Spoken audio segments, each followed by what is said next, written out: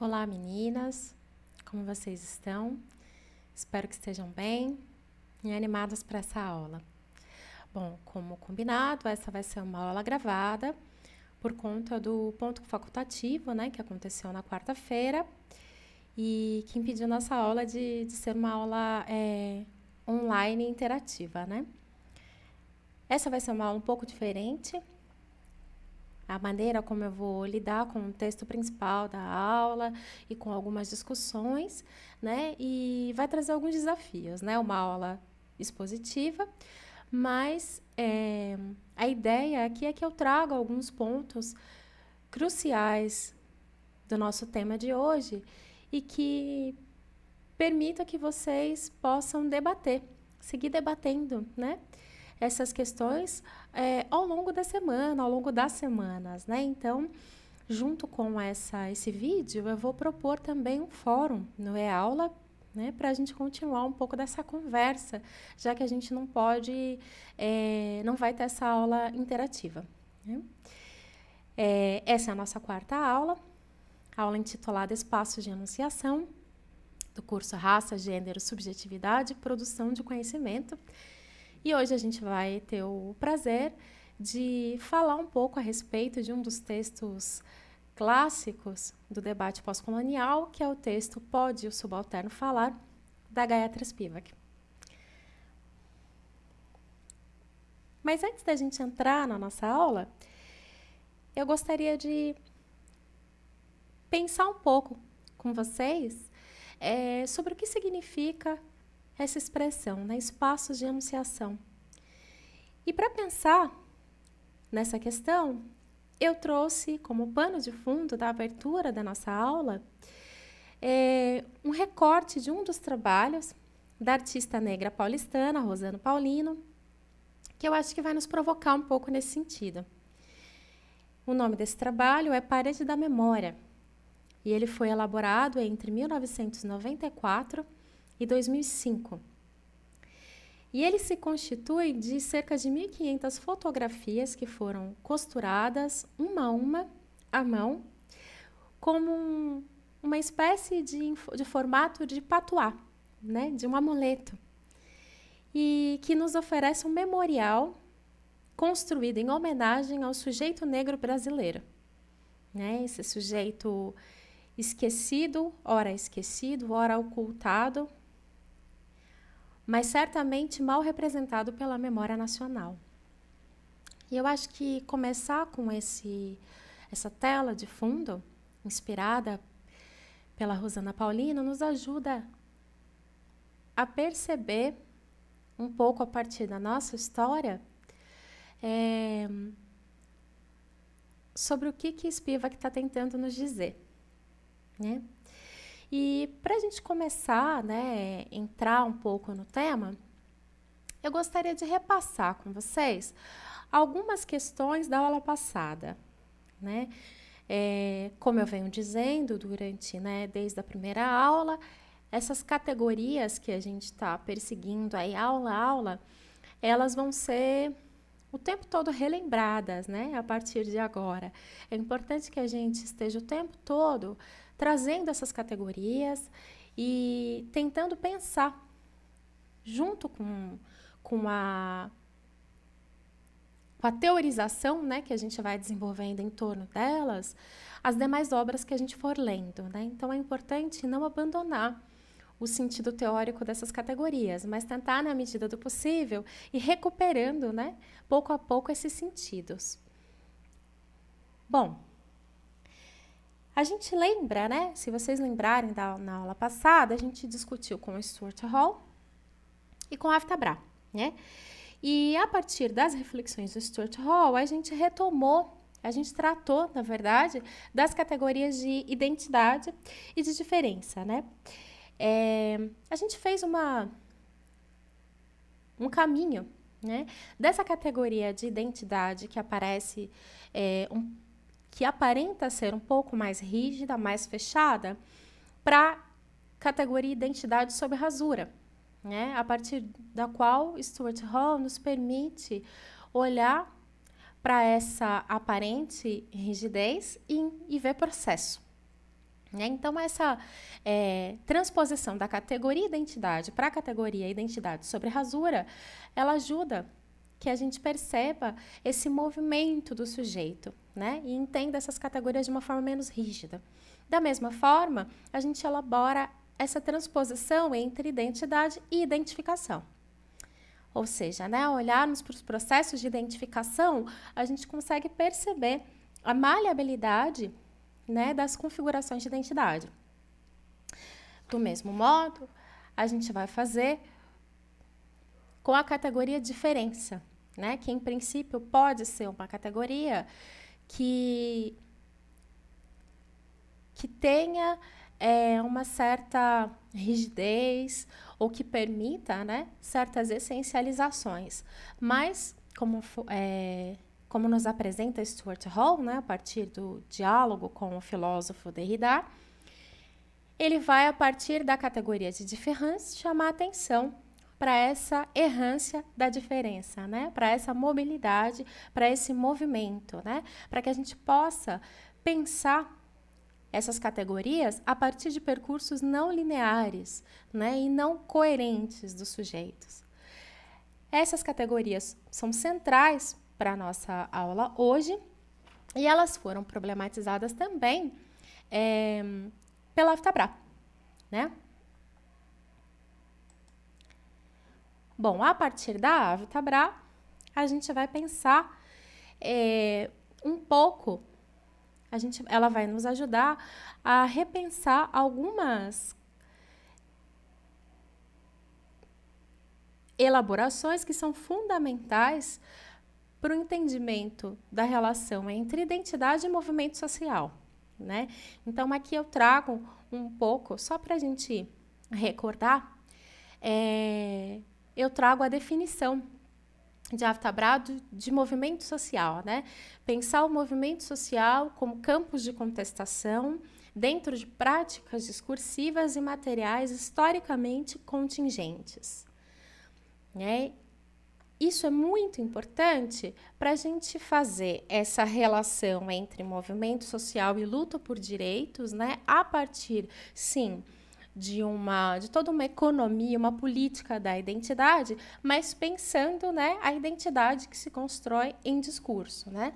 E aí a Aftabra vai trazer para a gente essas categorias de diferenciação, né?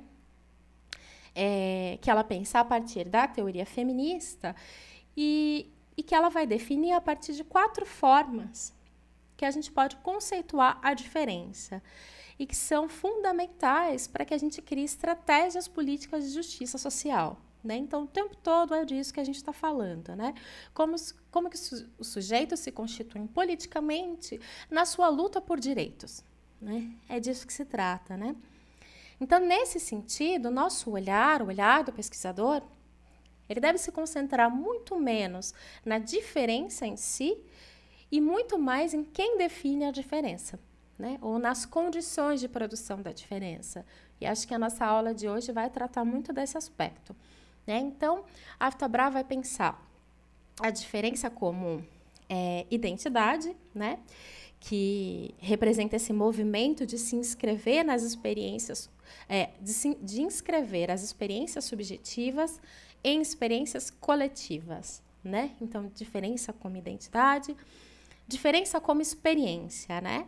Nesse caso, a experiência, que é a categoria, o conceito-chave do feminismo, né? Tá na categoria de experiência. A experiência é tida como esse lugar de formação do sujeito, que permite que a gente fale sobre que permite esse chavão do feminismo, do pessoal é político, né? Embora não seja uma expressão que seja uma expressão unânime, né? Muitas feministas têm várias divergências em relação a essa ideia de que o pessoal é político. Ela se tornou, sim, uma expressão fundamental para muitas expressões do feminismo, né? E aí a experiência aparece como uma categoria muito importante, porque ela é vista, entendida, né, como uma condição de constituição da realidade, né? Ao mesmo tempo, a experiência é sempre uma interpretação que precisa ser interpretada, né? Então, ela não é uma condição como uma essência, né, em si, uma condição fechada, essencial. Ela é uma realidade que precisa ser interpretada. Ao mesmo tempo, a experiência é uma categoria fundamental, né, de construção do sujeito. Então, essas elaborações parecem muito autoevidentes, né, porque, na verdade, são categorias utilizadas pela luta política. Então, a gente, desde sempre, ouve falar nessas categorias, mas é muito importante que a gente entenda a elaboração fina, né, presente nesses sentidos e oferecidos por esses autores e autoras, né? Então, é muito importante a gente fazer uma diferença crucial em como essas categorias são utilizadas no campo empírico, no mundo social, em como essas categorias são pensadas teoricamente, né? Eu acho que essa é uma elaboração fundamental. E aí a gente tem a diferença como relação, que se refere ao modo como a diferença é organizada por meio dos discursos, né, em termos de estrutura social, né, de organização social, cultural e política. E, por fim, não menos importante, a diferença como subjetividade, né, que também nos lembra que o sujeito só pode ser produzido em discurso. Né? Ou seja, há um conjunto de experiências no interior e no exterior desse sujeito, né? Que são experiências sociais e subjetivas, que o constituem, mas não de maneira unitária e coerente, sim de maneira fragmentada. Né? A psicanálise, nós sabemos, é uma das formas, né, de pensamento que nos ajuda a lidar com essa fragmentação. Né? E acho que para a gente entender melhor as relações entre a subjetividade, a desigualdade e a diferença, a gente pode pensar, por exemplo, na obra do Fanon, né, do Frantz Fanon, que a gente já mencionou em aula, que vai buscar compreender os efeitos psíquicos do racismo. Né? Então, aqui a gente já entende um pouco o lugar que a subjetividade ocupa na constituição do sujeito e na sua relação com a produção da diferença. Né? Então, são categorias todas avizinhadas, mas que não significam a mesma coisa. Então, é muito importante a gente ter isso em vista, né? E todas elas também estão apontando para o movimento e as instabilidades dos sujeitos nos nossos contextos de pesquisa. Então, todas elas nos ajudam a olhar, né, para o mundo social. E a importância de retomar esses pontos da aula anterior, ela se dá justamente pelo fato de que a obra da Spivak vai recuperar esses conceitos de maneira muito precisa, né? Mas não só para que a gente consiga olhar para os nossos interlocutores de pesquisa, mas também para que a gente possa questionar o nosso papel ético e político enquanto intelectuais, né? Então, eu acho que, acima de tudo, é sobre isso que se trata a aula de hoje, né? E é justamente por esse motivo, né, que a obra da Spivak é uma obra crucial. Né? A gente já falou um pouquinho sobre a Spivak em nossa segunda aula, mas a gente vai retomar um pouco da trajetória dela, que é muito importante. Bom, a Spivak faz a sua formação na Universidade de Calcutá, né, nasce em 1942, na cidade de Calcutá, na Índia, né, faz a sua formação universitária na Universidade de Calcutá e vai fazer os seus estudos de pós-graduação nos Estados Unidos, né, em literatura inglesa. Toda a sua carreira acadêmica é feita nos Estados Unidos, e país no qual ela permanece lecionando, né, em diversas universidades, até que vai definitivamente para a Universidade de Colômbia, né? E ela é bastante conhecida por suas traduções, né, sobretudo dos trabalhos do filósofo francês Derrida, né, que é o filósofo com o qual Stuart Hall dialoga, né, e com o qual ela também vai dialogar nesse trabalho, né? Mas é a partir da publicação do ensaio Pode o Subalterno Falar, de 1985, que ela vai ganhar um notável reconhecimento enquanto intelectual no debate pós-colonial. Né? É importante dizer também que, enquanto uma das representantes do debate pós-colonial, a Spivak integra o grupo de estudos subalternos durante a década de 80. Né? Esse grupo era formado por pesquisadores marxistas, sul-asiáticos da Universidade de Sussex, na Inglaterra, e eles estavam interessados em refletir sobre as relações entre os processos coloniais, pós-independência indiana, e as formas de luta das populações subalternizadas dentro dessas estruturas geopolíticas em mudança. Nesse projeto, né, de repensar a historiografia colonial indiana, esses intelectuais também estavam totalmente inspirados pela categoria subalterno, né, do filósofo marxista italiano Antonio Gramsci.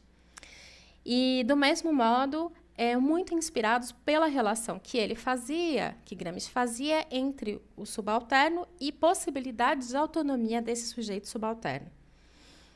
A partir dessa relação entre essas categorias, né, esses intelectuais buscavam refletir sobre as relações entre o poder, né, da elite indiana e o restante da população. Né? Spivak integra esse grupo, mas, ao mesmo tempo, faz uma série de críticas a essa visão e, sobretudo, a essa ideia de autonomia. Né? O questionamento sobre as possibilidades do subalterno falar representa, portanto, uma provocação teórico-política e ética a essa ênfase que Gramsci daria à autonomia do sujeito subalterno, né? E que, para ela, acabaria se mostrando como uma forma um pouco essencialista de olhar para esse sujeito e para as suas condições de produção de si. Né? Tendo isso em vista, eu acho que a gente pode considerar já de saída que um dos objetivos do ensaio de Spivak está justamente no sentido de complexificar esse sujeito subalterno, né? Bem como atentar para essas relações de poder que conformam a posição dos intelectuais.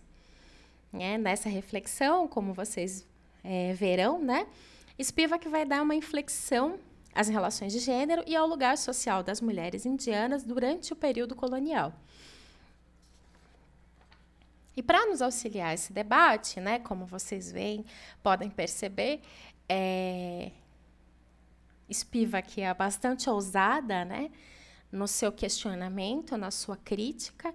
E para nos auxiliar nesse debate hoje, a gente conta também com a interlocução de 3 intelectuais que, dentro de contextos distintos, vão refletir também, né, sobre o tema das representações em diálogo com Spivak.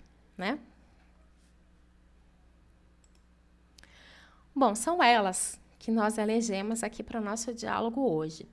A Djamila Ribeiro, né, que é uma filósofa paulista, mestre pela Universidade Federal de São Paulo. Djamila foi secretária adjunta de Direitos Humanos em São Paulo, né, e desde então tem atuado em distintas frentes como ativista e intelectual pública, né, dando palestras em distintos países e universidades, como Harvard, né? E a gente vai dialogar um pouquinho com a Djamila a partir do seu livro O que é Lugar de Fala, né? A outra intelectual que vai estar presente aqui no nosso diálogo é a Deepika Bari. A Deepika Bari, ela é crítica literária, não sei se nascida na Índia, né, mas de ascendência indiana, e professora na Emory University em Atlanta, Estados Unidos. E, juntamente com essas duas intelectuais, também temos a Sarah Sullery, crítica literária também, nascida no Paquistão, que fez seus estudos, né, entre Inglaterra e Estados Unidos e atualmente é professora da Universidade de Yale, nos Estados Unidos. É importante dizer que os textos complementares eles são fundamentais para que a gente possa fazer algum tipo de contraponto, né, entre a reflexão da Spivak e a teoria feminista, né? A teoria feminista do ponto de vista dessas duas intelectuais, né, Deepika Bari e Sarah Sullery, e ao mesmo tempo as implicações da reflexão da Spivak para as feministas negras, né, do ponto de vista de Djamila Ribeiro. Como hoje a gente não vai... como essa aula não vai ser uma aula interativa, eu vou me concentrar um pouco mais no trabalho da Spivak, né? Como se trata de um texto bastante complexo, um texto difícil, de uma escrita muito dura, um debate filosófico muito pesado, e como a gente não vai poder dialogar, né, em princípio, né, nesse início de conversa, vai ser mais uma aula expositiva, eu não tenho condições de saber em que sentido vocês estão, né, aprendendo as questões que a Spivak traz. Então, nesse primeiro momento, eu vou tratar um pouco mais da reflexão da Spivak, fazendo uma discussão um pouco paralela desses debates trazidos por Deepika Bari e Sarah Sullery. E Djamila Ribeiro, eu acho que vai ser muito importante para a gente ter uma conversa um pouco mais interativa sobre as contribuições que a Djamila dá em relação a essa categoria lugar de fala, né? Então, eu gostaria muito que a gente fizesse um fórum, né? Ao final dessa aula, eu vou disponibilizar um fórum no e-aula, onde eu espero que a gente converse um pouco mais sobre essas aproximações e distanciamentos entre espaço de enunciação e lugar de fala, né? Então, acho que vai ser muito importante a gente fazer um pouco dessa discussão, né? Mas, nesse primeiro momento, então, vamos pensar um pouco junto com a Spivak. Acho importante destacar alguns pontos que são pontos gerais que esse ensaio dela toca, né? Eu acho que para a gente entrar um pouco mais propriamente no ensaio, eu espero que vocês tenham lido. Aliás, acho que vai ser mais rentável assistir a aula após a leitura, né? Porque também é muito importante que vocês tenham uma leitura própria e que depois possam discutir sobre ela, né? Senão vocês acabam ficando muito mais ligadas à minha interpretação da autora, né? Então, é muito importante que vocês leiam o texto, mesmo com, né, todas as dificuldades que ele traz. Não é a minha primeira leitura, eu já li esse texto umas 3 vezes, e fora as revisões que a gente faz, né? E todas essas vezes a gente tem um texto lento, né? Tem um tempo que ele exige, um tempo de reflexão. Mas eu acho que ele traz algumas questões mais abrangentes sobre as quais eu gostaria de falar.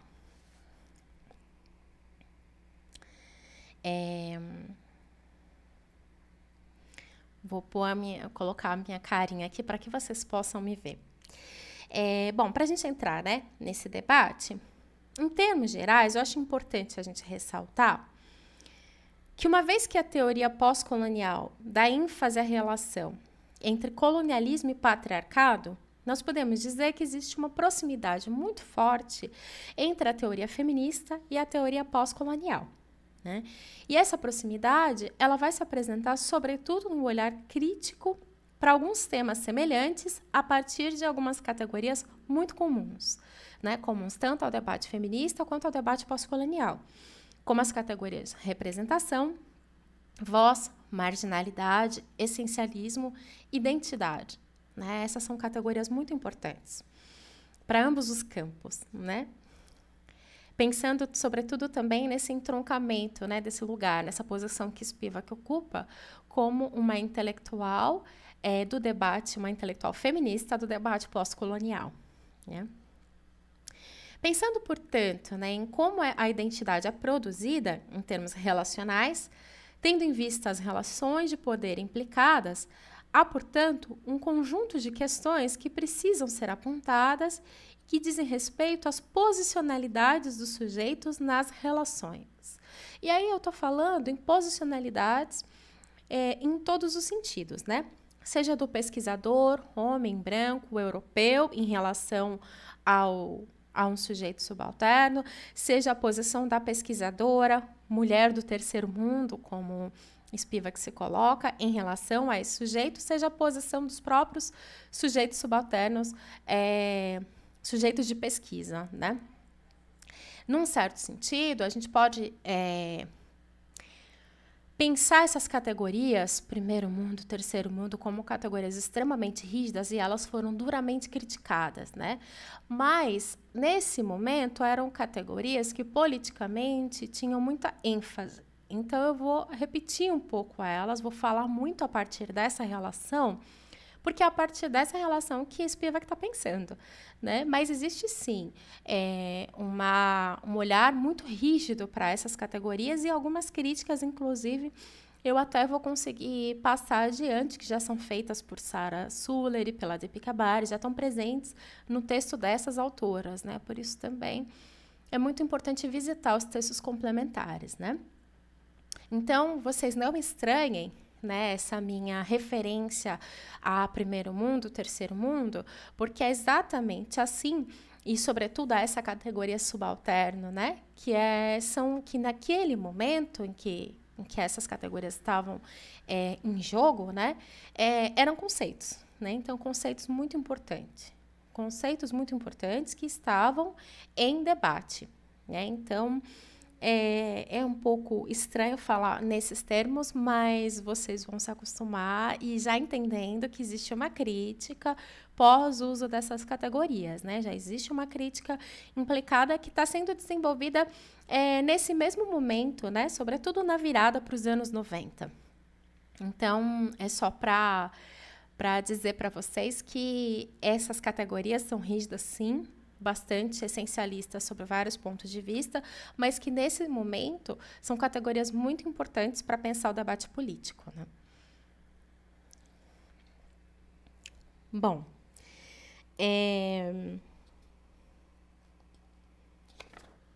dessa maneira, né, se por um lado, voltando para a questão da posicionalidade, se por um lado a questão da posicionalidade coloca em xeque a relação entre intelectuais do primeiro mundo, realizando pesquisa com sujeitos do terceiro mundo, por outro lado, essa mesma inflexão na posicionalidade também lança questões sobre a posição do intelectual de terceiro mundo em sua própria prática intelectual, né?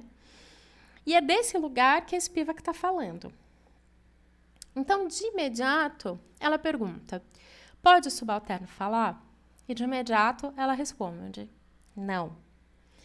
Desse lugar de mulher indiana, intelectual, ocupando uma posição de pesquisadora nos Estados Unidos e olhando desse lugar para as mulheres indianas no contexto colonial, Spivak se questiona, então, sobre qual seria o papel do intelectual pós-colonial. Se o subalterno não pode falar, qual é o papel do intelectual pós-colonial? Acima de tudo, é importante a gente pensar que a crítica, né, de Spivak aponta para a posição, no mínimo, ambígua do intelectual, né, do intelectual que se julga capaz de falar pelo outro e, ao mesmo tempo, produzir um discurso de resistência desse outro que ele julga representar. Então, desse modo, a Spivak ela vai explicitar a complexidade, né, do seu olhar, de sua posição duplamente conflitiva, né, por um lado, como uma imigrante nos Estados Unidos e, por um outro lado, como uma pesquisadora vinculada aos Estados Unidos, olhando dessa posição para as mulheres indianas, né? Um ponto de partida dessa reflexão a respeito dos dilemas e ambiguidades em torno da posição de intelectual se dá, então, pelo enfrentamento das categorias representação e essencialismo, né? Categorias das quais a gente já falou um pouco. Representação, então, pode significar, no primeiro momento, colocar-se no lugar de alguém, falar por alguém, como é o caso da representação política, por exemplo, né? Ou mesmo nos movimentos sociais. Mas representação também pode significar colocar-se, falar-se por si mesma. Dessa forma, a gente entende que representação nunca é uma posição estável, né? Deepika Bari cita um trecho, né, de uma reflexão de Spivak, no seu livro A Crítica Pós-Colonial, publicado em 1990, né, e que ainda está em inglês, mas no texto está traduzido, aqui eu vou ler para vocês. A Spivak vai dizer: a questão de falar como envolve um distanciamento de si. Quando preciso pensar no modo como vou falar como indiana ou como feminista, no modo como vou falar como mulher, o que estou fazendo é tentar generalizar-me, tornando-me representativa, tentando me distanciar de algum tipo de fala rudimentar como tal. Há muitas posições de sujeito que devemos ocupar. Não se é apenas uma coisa, né? Então, nesse caso, que a Spivak está tentando nos dizer que a posição do sujeito ela é constituída em discurso, né? Não é uma posição pré-existente ao discurso. Uma representação específica, no entanto, pode ser confundida com uma representação de uma cultura inteira, no caso dos essencialismos. E aí a gente pode estar falando sobre o essencialismo estratégico, quando essa representação ela é desejada, ou a gente pode estar falando de um equívoco político. De todo modo, a representação nesse sentido, ela é sempre ficcional ou parcial, né? Mas há uma outra dimensão da fala, que é a dimensão que pressupõe a escuta. E aí nós temos mais um problema de caráter político e epistêmico, né? O subalterno não pode falar, diz Spivak, porque ele não pode ser ouvido. Isso porque, para que uma fala de resistência possa ser ouvida, ela precisa ser representada dentro dos discursos hegemônicos. Daí a ideia de que o intelectual seja esse sujeito legitimado dentro das dinâmicas de poder a falar pelo subalterno. Para Spivak, essa posição implica em silenciamento e não em representação. Então, falar por é um grande problema, né?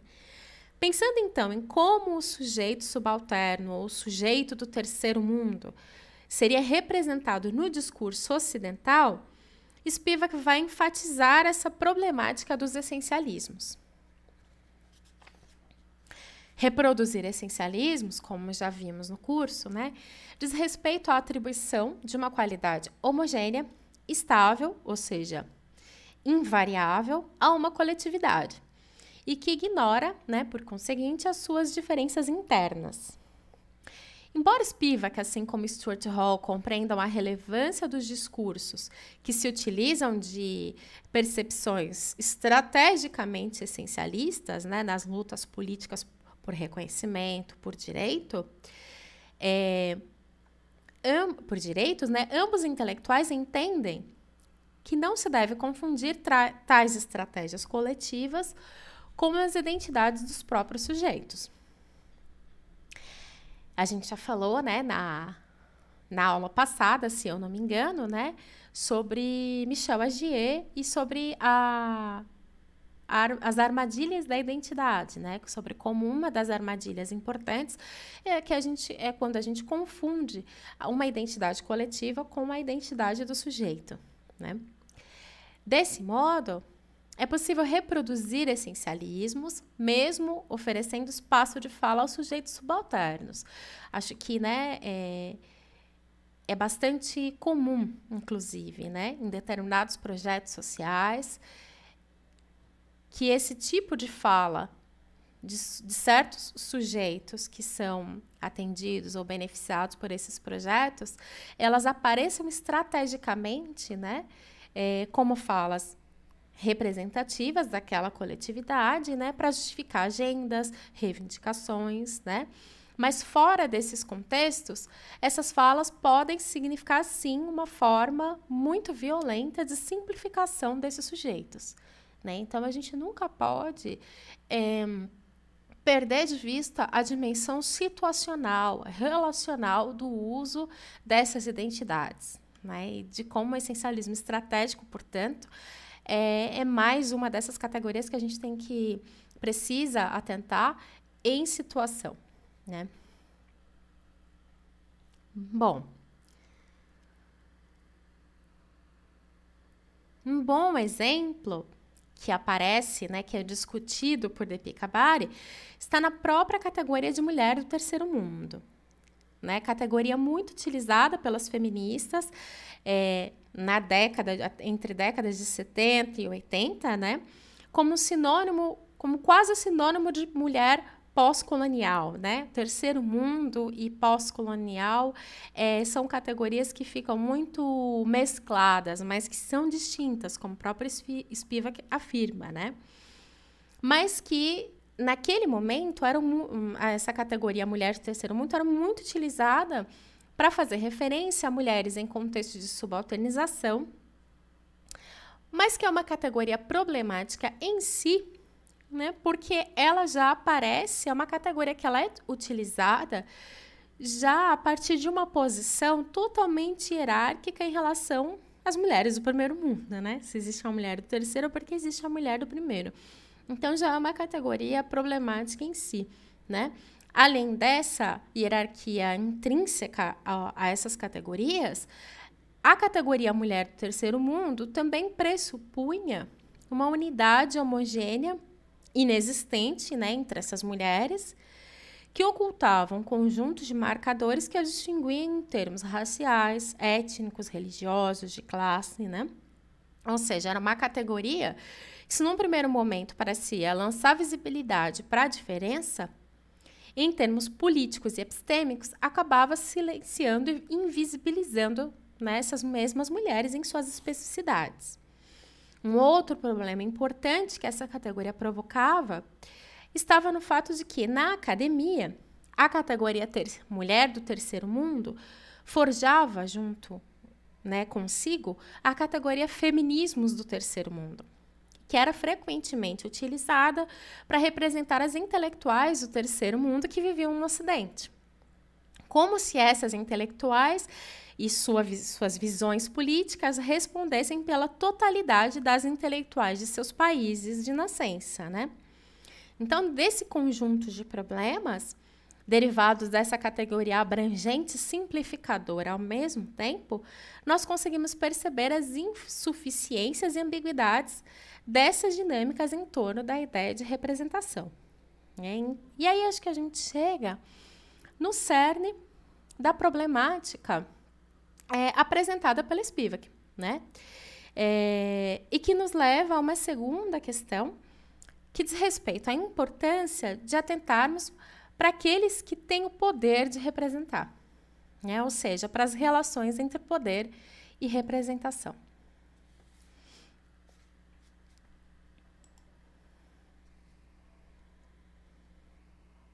E aí, grosso modo, né, a gente já vai para a obra de Spivak. E, grosso modo, o ensaio Pode o Subalterno Falar, ele está dividido em 3 momentos argumentativos, né, por assim dizer. Um primeiro momento, que é o momento da crítica à posição epistêmica do intelectual, e que nos conduz às ambiguidades da representação do sujeito subalterno. Um segundo momento, que é o momento em que ela vai falar sobre a violência epistêmica constituída pela dominação colonial, né, que vai historicamente emudecendo o sujeito subalterno. E, por fim, Spivak vai nos apontar alguns caminhos, né, para pensarmos essa relação entre a produção de discursos no Ocidente e a possibilidade da fala, sobretudo da mulher subalterna, né, que é, de fato, o sujeito de questionamento, né, de inflexão de Spivak, né? Então, para que a gente possa compreender um pouco a potência política, crítica e epistemológica desse percurso argumentativo de Spivak, eu gostaria de discorrer, ainda que sinteticamente, né, sobre esses 3 argumentos, para que a gente possa selecionar algumas questões e debater no nosso fórum. Bom, nesse primeiro momento, a Spivak faz então, né, questão de reforçar essa crítica ao lugar epistêmico e hierárquico do intelectual europeu, que, por sua vez, implicaria na essencialização do sujeito subalterno. Nesse primeiro momento, ela vai, então, questionar como o sujeito do terceiro mundo é representado dentro do discurso colonial. Aliás, discurso colonial, né? É um ato falho muito importante, dentro do discurso ocidental, né? Dialogando, então, ela vai dialogar criticamente com Deleuze e com Foucault, mas o argumento dela é de que o sujeito subalterno ele é representado nesse discurso ocidental como unitário, coerente e, portanto, sem contradições, e representado, sobretudo, pela classe trabalhadora oprimida. O que eles também não questionam, né, Deleuze e Foucault, segundo o Spivak, é o grau de consciência dos sujeitos oprimidos sobre sua própria opressão, sobre a própria opressão que os acomete, né? Reflexão que se expressa pela relação entre poder, desejo e subjetividade. E aí Spivak toca de maneira muito enfática em uma relação bastante sensível, né, para os estudos subalternos daquele momento, que estavam pensando a relação, estavam pensando a autonomia desse sujeito subalterno, né, essa relação entre autonomia e posição, né, enquanto sujeito subalterno. E ela vai dizer, olha, a gente não pode tomar como auto-evidente, né, que esses sujeitos oprimidos tenham total consciência sobre a opressão que os acomete. Do mesmo modo, Spivak vai questionar a ausência de crítica do lugar epistemológico dos próprios intelectuais. Esse deslize discursivo e teórico ocorre, então, pela contradição presente no fato de que, se por um lado o intelectual tende a valorizar a experiência concreta do oprimido, por outro lado, ele permanece acrítico em relação à sua própria posição, tanto histórica quanto relacional em relação ao sujeito pesquisado. Então, quando a gente está pensando nessa categoria posicionalidade, é uma categoria teoricamente estruturadora das relações que a gente vai tecer no campo. Dessa forma, Spivak entende que teoria e prática vêm juntos, né, para que o campo aconteça e a gente não chegue no campo com uma teoria prévia. Né? Então, isso é muito importante, olhar e valorizar a experiência concreta do sujeito oprimido, no caso, é tão relevante quanto atentar para essas posições de poder que o intelectual ocupa em relação a esse sujeito. Né? Essas são questões centrais da antropologia. Né? Num segundo momento, Spivak vai chamar a atenção para a violência, o que ela chama, né, de violência epistêmica. A crítica dela, né, a esse olhar essencialista do intelectual europeu, ou do intelectual mobilizado pelo discurso europeu, né, porque isso também é muito importante, senão a gente cometeria uma outra essencialização, né, achando que esse olhar etnocêntrico partiria apenas do intelectual europeu, mas não. É todo intelectual que está mobilizado por esse discurso de centralidade, né? Esse discurso profundamente hierárquico, né? Em relação ao saber do outro. E essa crítica, né? Esse olhar essencialista que constrói o sujeito subalterno coerente, rígido, né? Ela aponta, então, a sua face mais problemática, né? Desse olhar simplificador. E que está justamente no que ela vai chamar de violência epistêmica, e que atuaria não só na simplificação do outro, mas no ocultamento da sua diversidade. Né?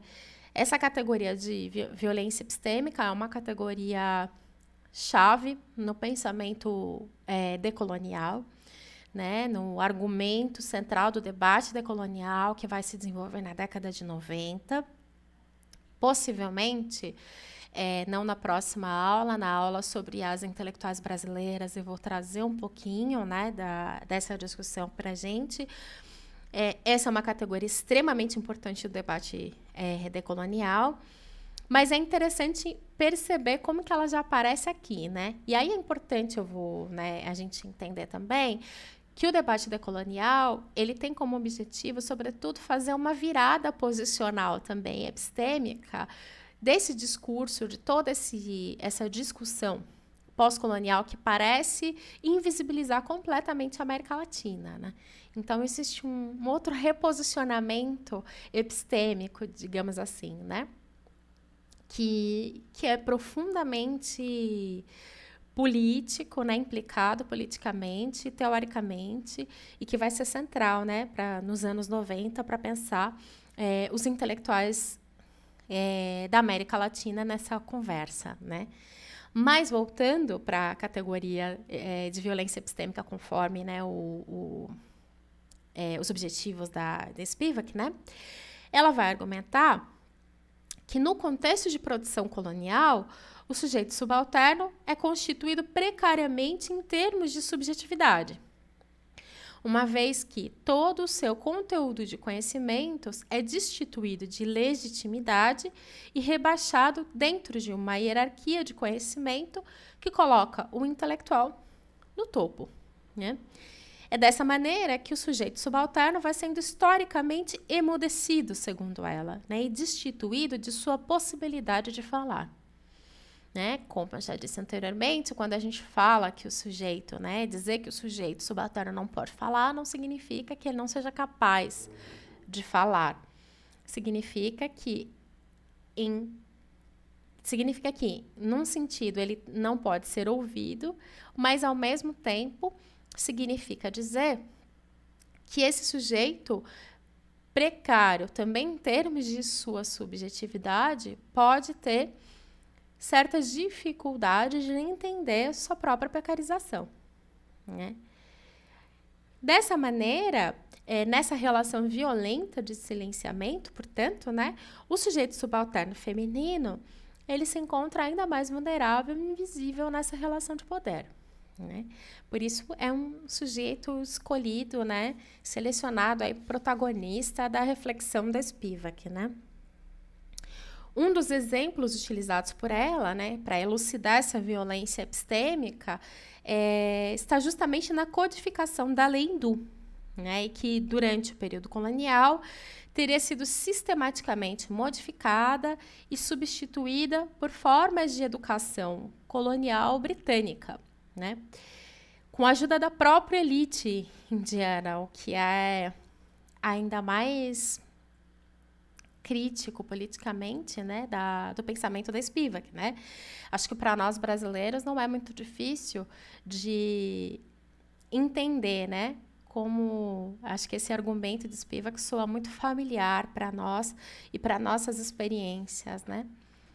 E a partir desse entroncamento, né, entre o lugar epistêmico do intelectual do Ocidente, esse sujeito subalterno como impossibilitado de falar, né, a partir de toda essa violência epistêmica que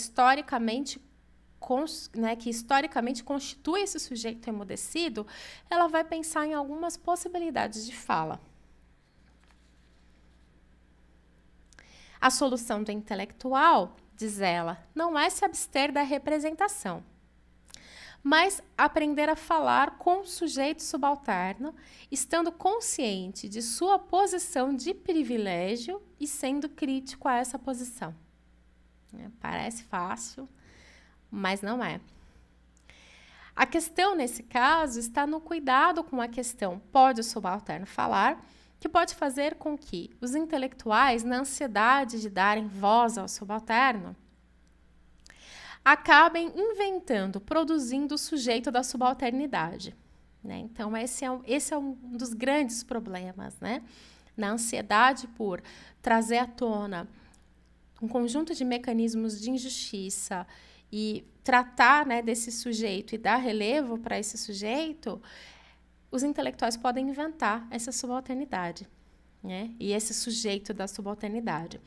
A questão que fica, então, é como impedir que o sujeito etnocêntrico, apontado aqui, né, nessa posição do intelectual europeu, se estabeleça em uma relação de poder ao representar e definir o outro, né? Essa é a grande questão.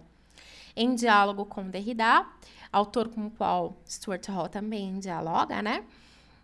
E um dos autores que Spivak vai traduzir, Ela dialoga com ele e recupera as práticas de autoimolação das mulheres indianas viúvas durante o regime colonial britânico, né? E ela vai argumentar, né, que essas práticas eram interpretadas de duas maneiras. Ou eram interpretadas pelos indianos nativos como um desejo real de morrer, ou interpretadas no discurso colonial, humanista, como ela diz, como mulheres que precisavam ser salvas dos homens indianos, dos homens do terceiro mundo, pelos homens brancos. Dessa maneira, diz Spivak, ambas as formas de entendimento dos suicídios dessas mulheres ocultavam historicamente o fato de que, nessas interpretações, não há testemunhos das mulheres. Motivo pelo qual Spivak irá repensar o lugar do suicídio na doutrina indiana, chamando a atenção justamente para a invisibilidade dessas mulheres enquanto sujeito. Quer dizer, suas ações eram interpretadas por homens sem que elas pudessem argumentar sobre seus próprios pontos de vista, né? E aí, dentro desse espectro de entendimento, por isso que ela vai recuperar, né, o lugar do suicídio na doutrina indiana, do suicídio de mulheres, ela vai afirmar categoricamente que não há nenhum espaço a partir do qual o sujeito subalterno, nesse caso, mulher indiana, possa falar. Não se pode falar.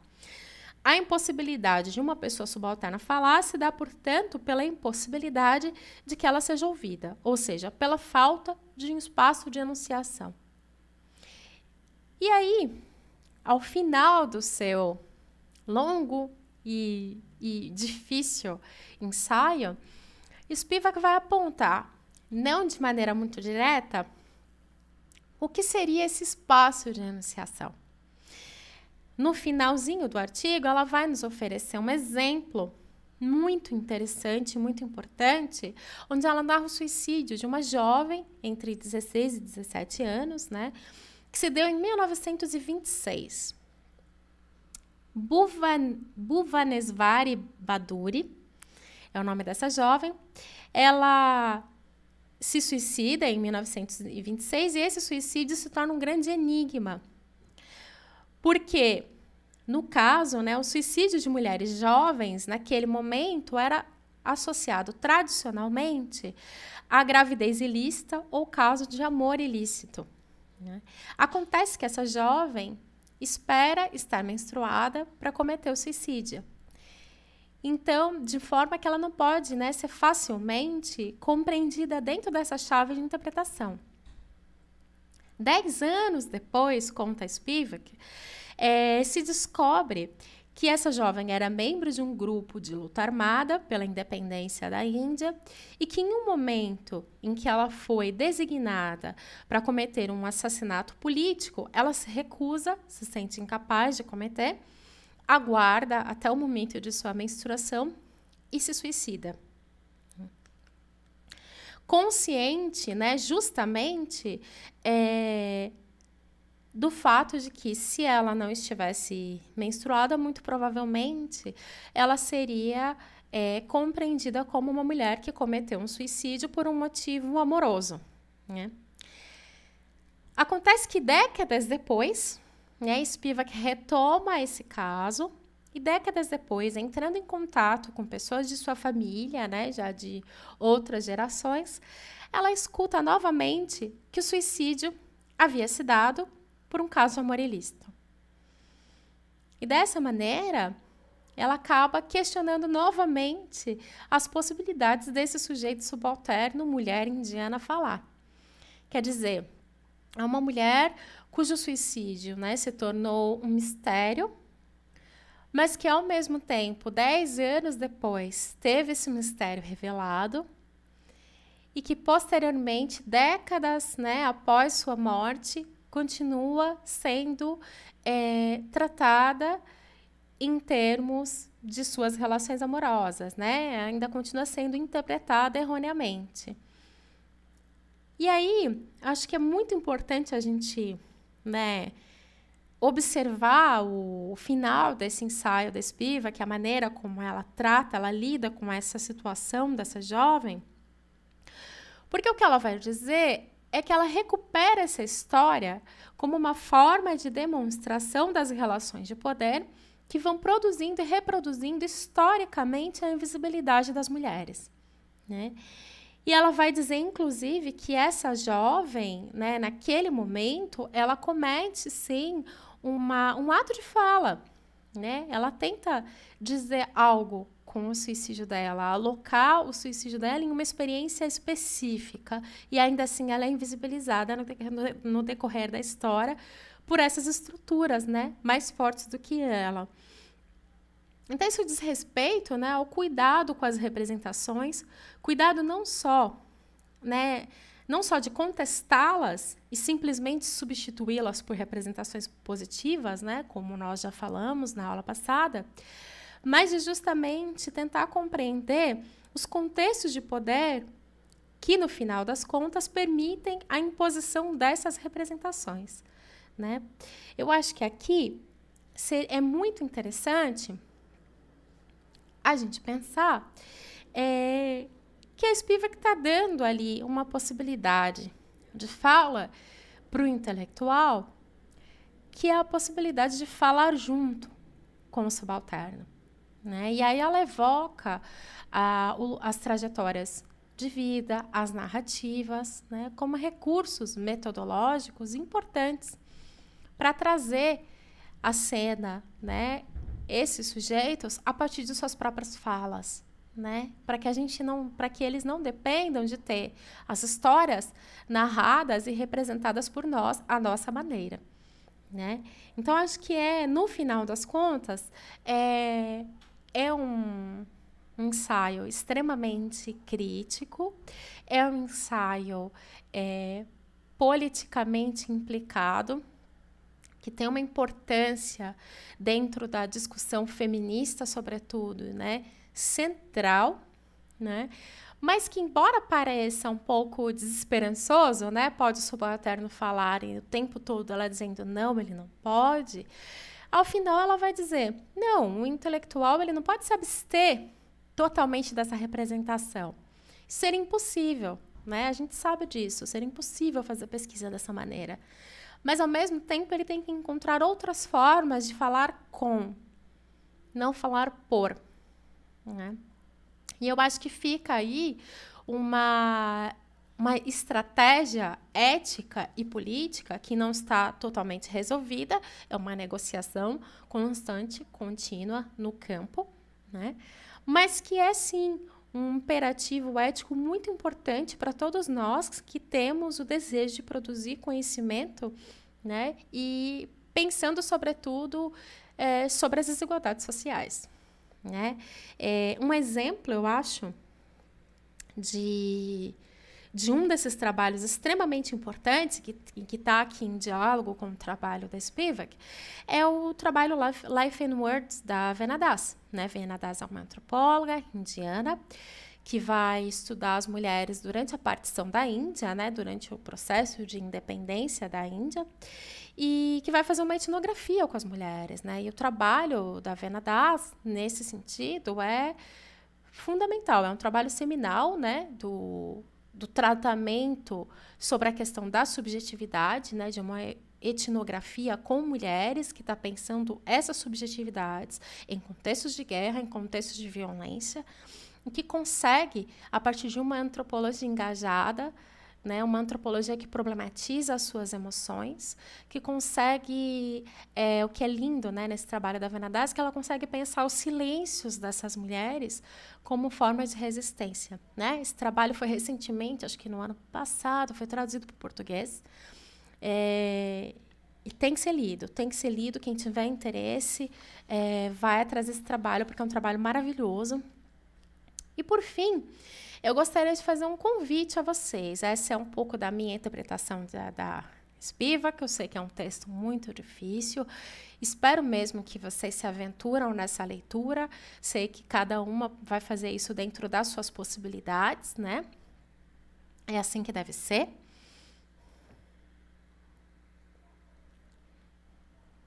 Espero tanto o engajamento de vocês quanto espero de mim, né?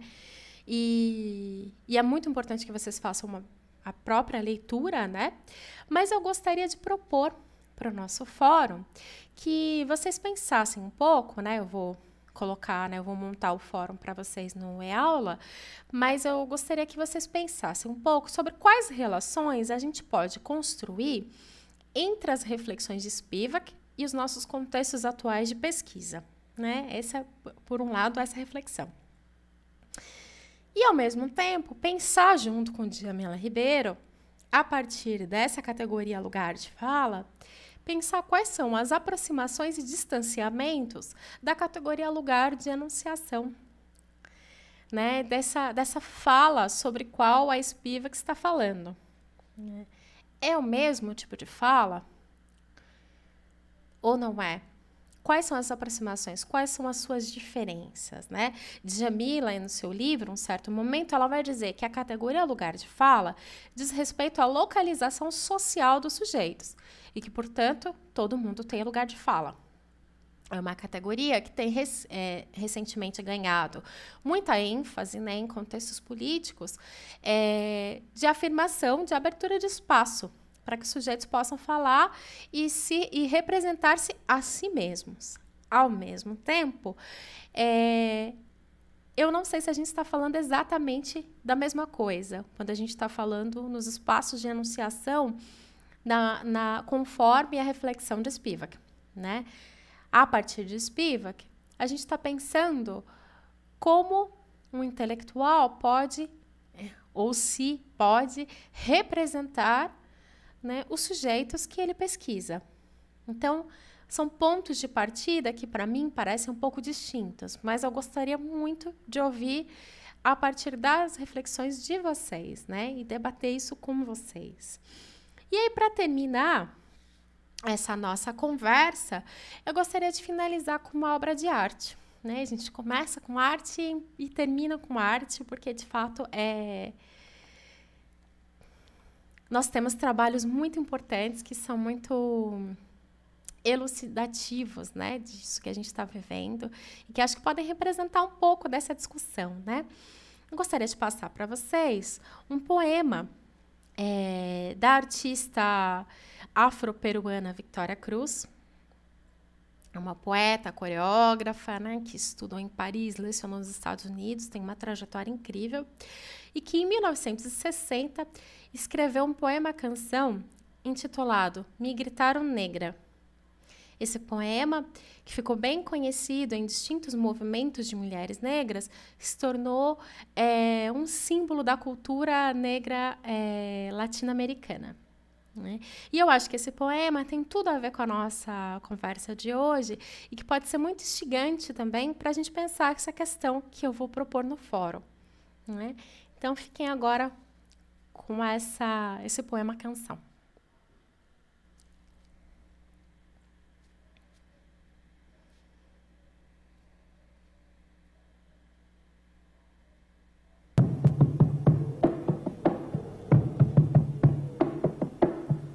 Tenía 7 años apenas 7 años.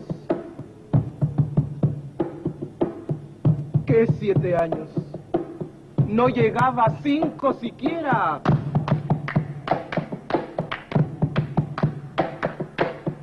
De pronto unas voces en la calle me gritaron ¡Negra! ¡Negra! ¡Negra! ¡Negra! ¡Negra! ¡Negra! ¡Negra! ¡Negra! ¿Soy acaso negra? Me dije. ¡Sí! ¿Qué cosa es ser negra? ¡Negra! Yo no sabía la triste verdad que aquello escondía. ¡Negra! Y me sentí negra. ¡Negra! Como ellos decían. ¡Negra! Y retrocedí. ¡Negra! Como ellos querían. ¡Negra! Yo odié mis cabellos y mis labios gruesos y miré apenada mi carne tostada y retrocedí. ¡Negra! Y retrocedí. ¡Negra! ¡Negra! ¡Negra! ¡Negra! ¡Negra! ¡Negra! ¡Negra! ¡Negra! ¡Negra! ¡Negra! ¡Negra! ¡Negra! ¡Negra! ¡Negra! ¡Negra! Y pasaba el tiempo y siempre amargada seguía llevando a mi espalda mi pesada carga. Y cómo pesaba.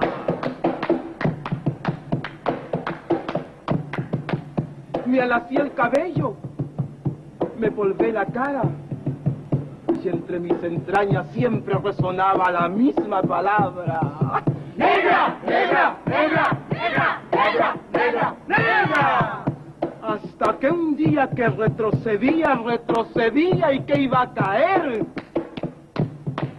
¡Negra! ¡Negra! ¡Negra! ¡Negra! ¡Negra! ¡Negra! ¡Negra! ¡Negra! ¡Negra! ¡Negra! ¡Negra! ¡Negra! ¡Negra! ¡Negra! ¡Negra! ¿Qué? ¿Y qué? ¡Negra! ¡Sí! ¡Negra! ¡Soy! ¡Negra! ¡Negra! ¡Negra soy! ¡Negra! ¡Sí! ¡Negra! ¡Soy! ¡Negra! ¡Negra soy! Yo hoy en adelante no quiero laciar mi cabello. ¡No quiero! Y voy a reírme de aquellos que por evitar, según ellos, que por evitarnos algún sinsabor, llaman a los negros gente de color. ¿Y de qué color? ¡Negro! ¿Y qué lindo suena? ¡Negro! ¿Y qué ritmo tiene? ¡Negro, negro, negro, negro, negro, negro, negro, negro, negro, negro, negro, negro, negro, negro, negro! Al fin comprendí. ¡Al fin! Ya no retrocedo. ¡Al fin! Y avanzo segura. ¡Al fin! Avanzo y espero. ¡Al fin! Y bendigo al cielo porque quiso Dios que negro azabache fuese mi color y ya comprendí. ¡Al fin! Ya tengo la llave. Negro, negro, negro, negro, negro, negro, negro, negro, negro, negro, negro, negro, negro, negro, negro.